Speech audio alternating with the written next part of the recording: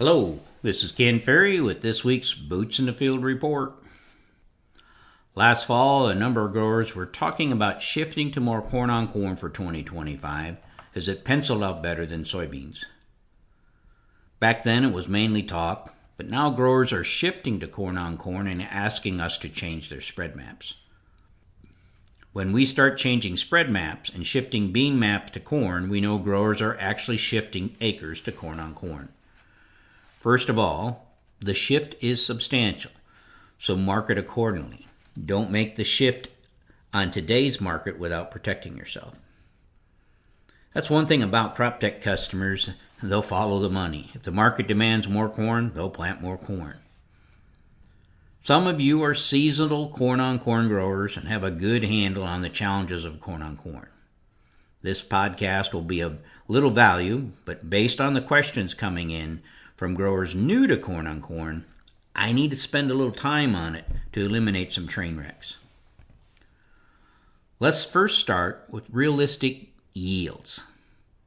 As a rule of thumb, plug a 10 bushel reduction to your corn-on-corn over rotated corn.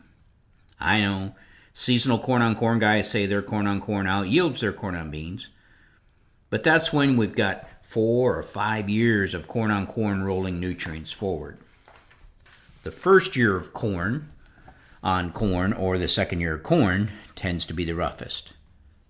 Some of the easier things to manage are insects and disease. With insects, the main challenge is rootworm. If you've been using crop rotation to control your rootworm, you'll need to add a trait or an insecticide. The disease pressure will be higher in corn on corn.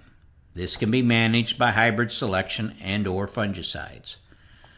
I would recommend not using the same hybrid in the field you used last year. Stacking the same hybrid back-to-back in fields ups the chance of expressing the weakness of that hybrid. So if it's got tar spot or top kill, you'll see it at a lot higher rate the second year. Paying the carbon penalty is the one thing that gets new corn-on-corn growers in trouble. Last year's carbon left in the field will need to be decomposed to recycle the nutrients in it. This is done by the soil biology. To do this, they'll consume phosphorus, sulfur, nitrogen out of your soil. Your corn plant cannot compete with this massive amount of biology out there. If the carbon penalty is not paid, corn will stall out, sometimes for weeks, causing yellowing and stunting in the corn. How severe the carbon penalty is depends on a number of things. How much residue needs to be decomposed? How much did the residue break down in the fall or winter? Where is the residue? Is it on top or is it buried? This residue will cause a biological explosion when the soil temperatures get above 65 degrees. Corn can be green on Sunday and yellow and crappy looking by Wednesday. You cannot stop the carbon penalty. You can only try to keep the corn plant happy while it's taking place. Starting with how much carbon you need to decompose. Well, if you chop silage off the farm and brought back pit manure, the carbon penalty is less, more like corn on soybeans. If you build corn stalks for bedding, the carbon penalty would be less. Corn stalks that you can see on top are not part of the carbon penalty, but the corn root system is. If you chiseled the corn stalks last fall, the carbon penalty will be much higher than it would be in a no-till corn-on-corn field.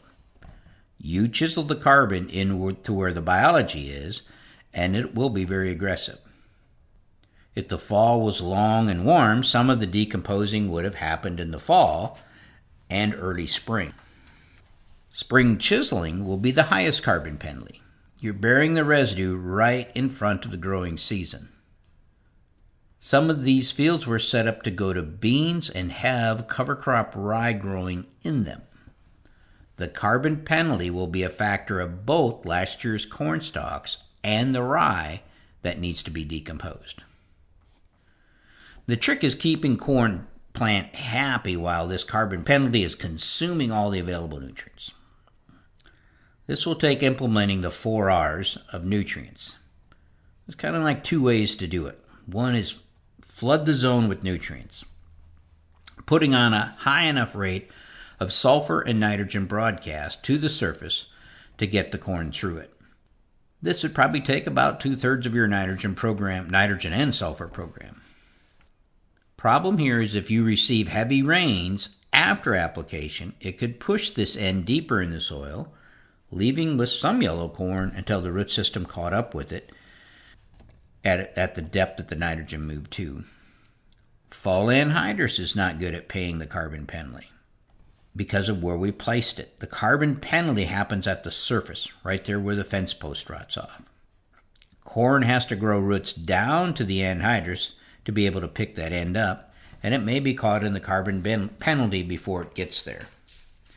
Now, the second method is using timing and placement parts of the 4R. So applying nitrogen and sulfur with the planter or the strip freshener is the most efficient way to pay the carbon penalty.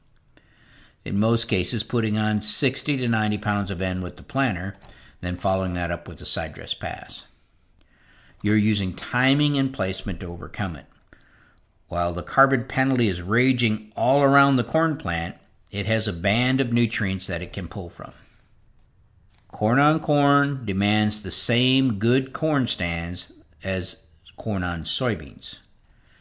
Trash pinning is a big problem with stand establishment. This is a much bigger issue if you've chiseled corn stalks where the residue is buried and a row cleaner can't sweep it away. Putting a kernel next to last year's corn trash will bring in a lot of seedling blights and a lot of emergence issues. Soybeans aren't bothered by it like corn is. Row cleaners in strip till and no-till handle this fairly well.